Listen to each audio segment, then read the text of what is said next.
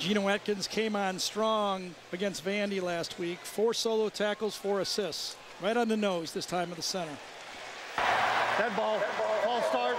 Offense. 5-yard penalty. Whoa. First down. Well, I thought Geno Atkins moved first, but maybe he was reacting to some movement. He moved on Pouncey's head coming up there. Now, that has been a big conversation point for Steve Addazio as what the center can do. He's looking between his legs, and he raises his head. He talked about that for 15 minutes, didn't he, a couple weeks ago? Yep. Demps split wide to the left after the penalty is first down. Here's Demps. Well, here's where the issue became big. Gary, it was at the LSU game on that Saturday night. Yes, this is when Marquise was turning his head from one side to the other to time it up with the noise. John Chavis, the defensive coordinator for LSU, made a halftime adjustment, and said when he turns his head, hit him. That took Florida out of their silent count the rest of the game. The Pouncey twins. Wonderful conversationalists, fun guys to be around. Second down. Tebow play fake. He'll run.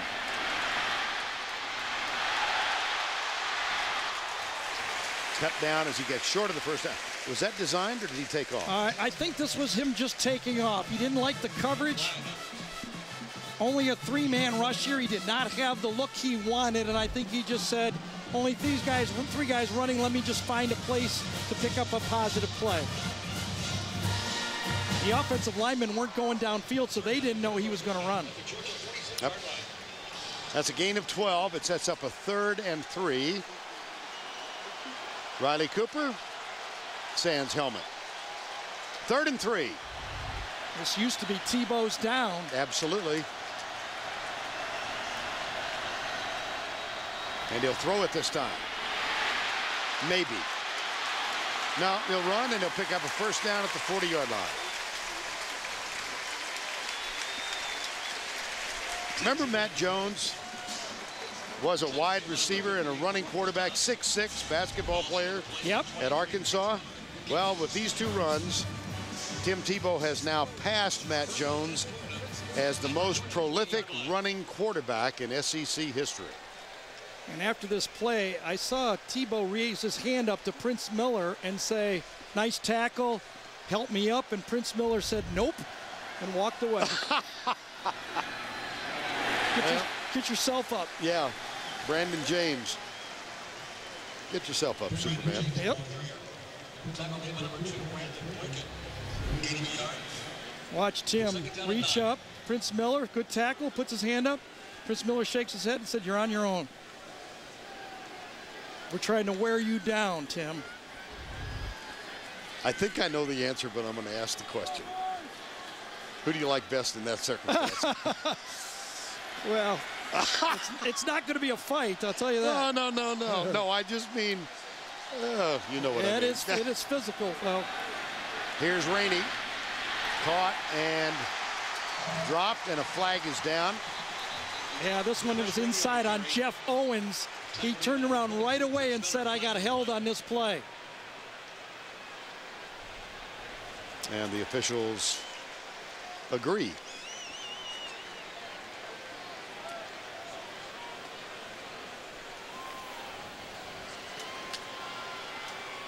Jeff Owens said, I got held. Holding number 55. Offense, penalties decline. 3rd down. That'll make it, excuse me. That's right there. I think that's where it is, right there, Vern, inside. He gets into Pouncey, and he gets twisted right at the end of that play. Well, earlier in this drive, Florida overcame a 3rd and 16 with a pass to Hernandez. Now they're looking at 3rd and 11 and way outside field goal range.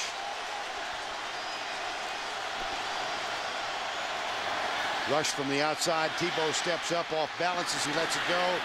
Nelson makes the grab, but he's caught and dropped at the 38-yard line by Brandon Boykin.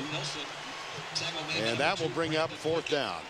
Well, Boykin did a wonderful job on this one. Tebow gets a little pressure, rides up into the pocket, and has that. I think there's one thing, we'll show you a little later, one thing that Tim really needs to work on if he's going to play at the next level. That kind of dropping the ball below his waist before he throws is very nervous.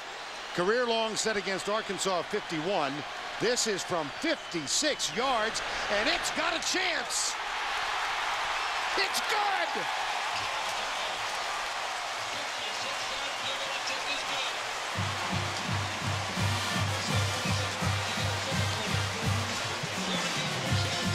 That's worth a wow. Yeah. 2 weeks ago, it was 37 yards. I know. I had a feeling they were going to snap it to Sturgis, and he punted. What a foot into this one. The sophomore from nearby St. Augustine, a career best, 56.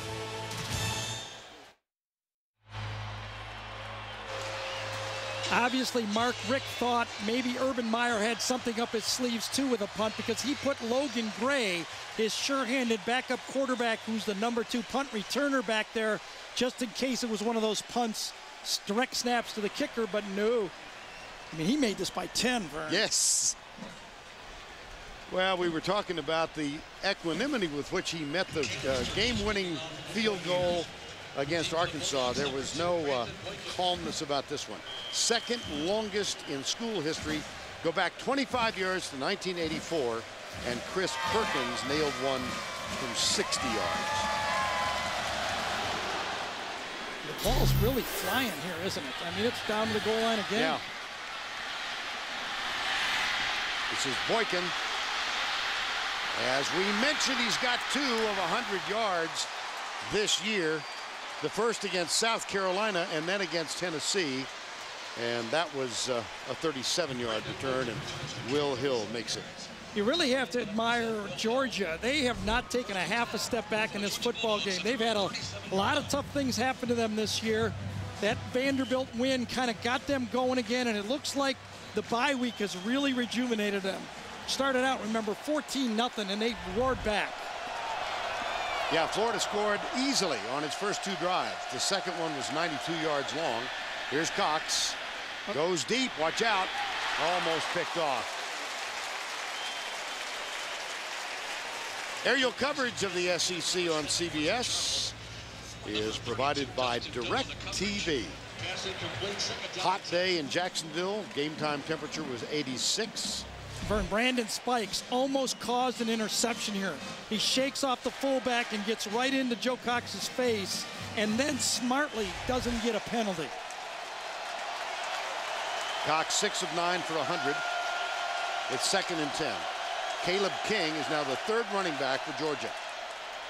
He gets the handoff, and he's got a first down, but there is a flag down. Caleb King, the ball carrier, flag on the play. Bring it back.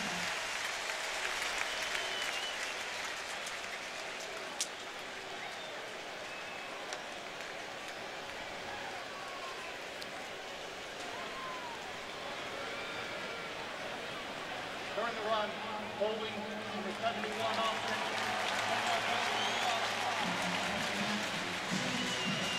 Cordy Glenn was the man who held on the play, the left tackle. It's number 71. Penalty yards, 7 for 69 now. They're right about on par with what they usually get, aren't they? Yeah, well, but that's per game. Yep. 75 yards per game. They're almost there. Israel Troop, number 28, in on offense now in a wide receiver spot. Toss. King got his fullback out in front. And the tackle made by Ahmad Black. King on the carry. Knocked down by number 35, Ahmad Black.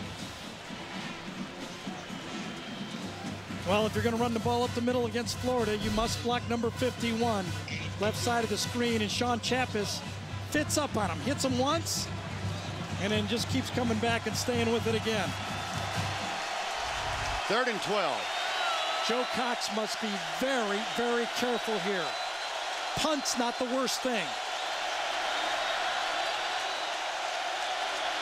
A.J. Green moves inside. Janoris Jenkins playing to the outside on him. Cox under pressure is sacked by Carlos Dunlap. Dunlap had 3 at Mississippi State. He now has 6 for the year. A great spin move by Dunlap. As you watch Doe break into the backside, you got Spike spying on this play, but Dunlap does a nice spin job inside. Left side of the screen, spins inside against Clint Bowling and makes the play.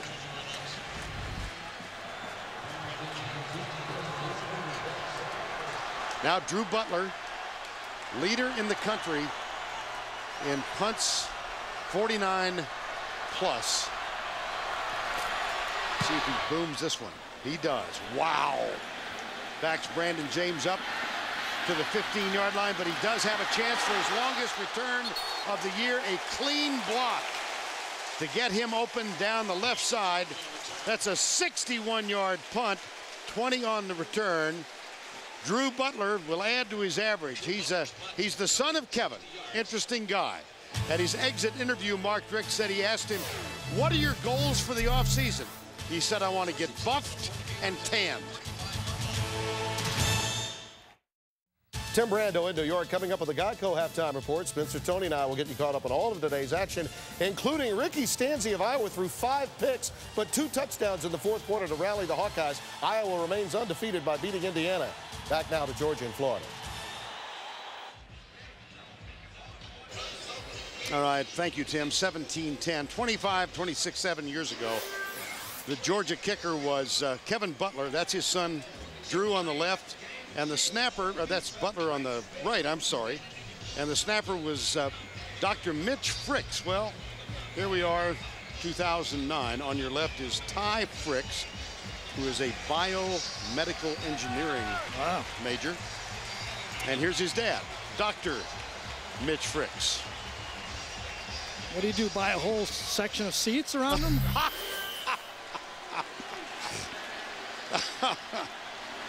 They had a guy named Herschel who played for them. Here's Tebow back. I really think this is a huge stand for this Georgia defense. They can't give up a late touchdown in this half. Pound offensive line does a good job. Riley Cooper, no pressure at all to the outside, not very good coverage. Boykin comes up with it, but I think Riley Cooper was down. Tebow steps into this throw. It's not pretty again. That's a tough catch, and that thing's knuckling like that. That's the 4th catch for Cooper in the ball game, 2 touchdowns, and it's a 1st down and 10. Down the left side, and the receiver stumbled. Riley Cooper. See if we have holding here defensively. Boykin and Cooper have done battle all afternoon. But Riley Cooper's turned himself into a real money football player, hasn't he? I mean, yes. He's a load. He's big. He's 4'4", 40. He's very tough for these little corners to press. Look at the jersey being grabbed by Boykin. He had to do it, and then he runs up his back. Pass interference, number 2, defense, 15-yard penalty, automatic, 1st down. So physical at the line of scrimmage is Riley Cooper. Has he, in your mind, been a surprise for this team this year? Yeah, I think it just took him a couple years to figure out what it takes to play in the high-intensity game at Florida. You go watch practices there. It's a lot of competition, and he had to adjust to it. 1st down and 10 after the penalty. Here's Tebow, has it blocked, knocked down by Brandon Boykin. Well, you made the point about how low Tim Tebow sometimes starts his motion. Yeah, he has to tighten this up. There's no doubt. Against Arkansas, remember this? Look at that ball below his waist, and that allows Beckett to knock it down. You will not get away with that delivery in the NFL. Ball again below his waist. He's got to keep that at least by his numbers. You can come down a little. You can't come down below your waist and get away with it. Now Brandon James in motion to the left. Mike Gillislee is on the field. And across the middle he goes to Hernandez. He gets down to the 23-yard line. Tim Tebow's pass complete to number 81. Tackle made by Christian Robinson. This was a tight end delay all the way. The only ball place this ball was going to go to was Hernandez. It was a called play. It was going to the tight end delay, and Florida uses one of their 3 timeouts. That means they got 2 left. And the clock stops with 99 seconds to go. Florida leads by 7. They face a 3rd down when we come back.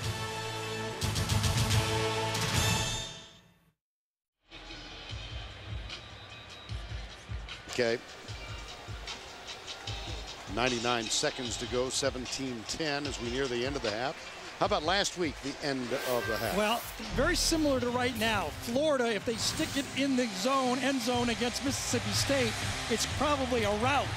He throws the pick 6, and all of a sudden Mississippi State goes to halftime with a football game. Georgia needs a stop very badly here. And Florida would like to get a 1st down or a touchdown. It's 3rd down and 3, and they're still outside the red zone. Here's Tebow, cuts up, he's got it, and he's about to break Herschel Walker's record, rushing touchdowns. That's number 50 for Tim Tebow.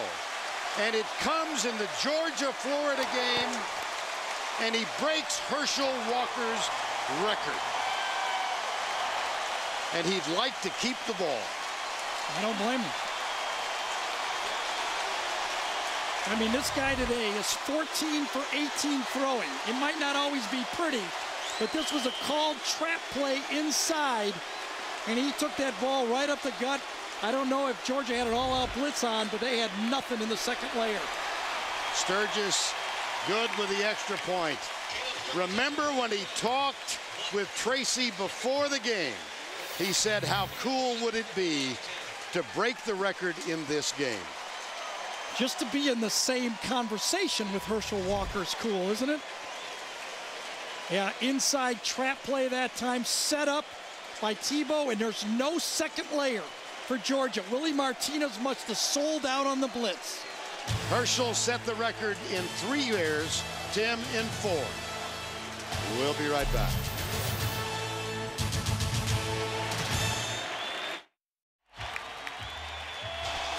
Tim Tebow has now rushed for 50 touchdowns in his career.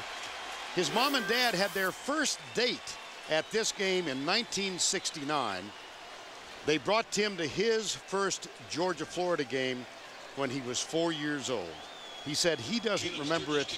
They do. Can you imagine the pride they're feeling right now? Tim, the youngest of 5, sister Christy and her husband, missionaries in Bangladesh, watching this game on, what do you call it? Sling Vision, right? So Slingbox. Slingbox. See, I'm catching up with you. I'll be watching it tonight. En route back home. Yep.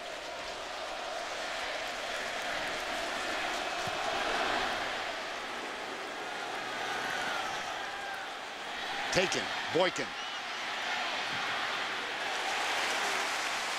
And another look at the touchdown run from Tim Tebow. Where were the safeties? The safeties had their men man-to-man, man-to-man. Watch them vacate as they cover their men. Tebow makes one guy miss, and there's nobody in the center of the field. Perfect call against that defense.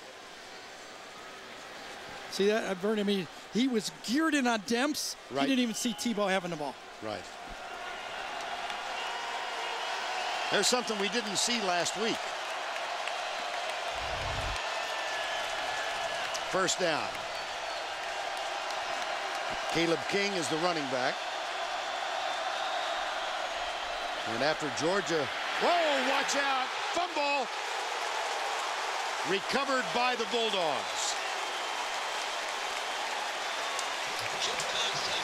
Well, the sack, the last drive for Georgia really gave Florida field position, and this time Joe Cox takes too long. He doesn't, and not even a brush block to the outside. Jermaine Cunningham just comes on a full-out rush that time, and Josh Davis didn't even touch him, not even a brush.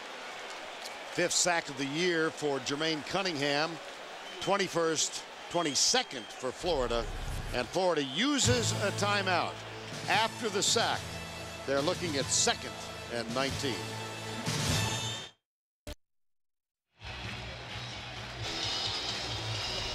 We welcome you back to Jacksonville. Coming up, the Geico halftime report. Tim, Tony Barnhart, Spencer Tillman back in the New York studios. We'll get you caught up. We had a special guest here in the booth before the game began. The Caveman is here. Geico Caveman. Yep. Right now, Georgia needs to figure out a way to get this clock going so they don't have to punt again.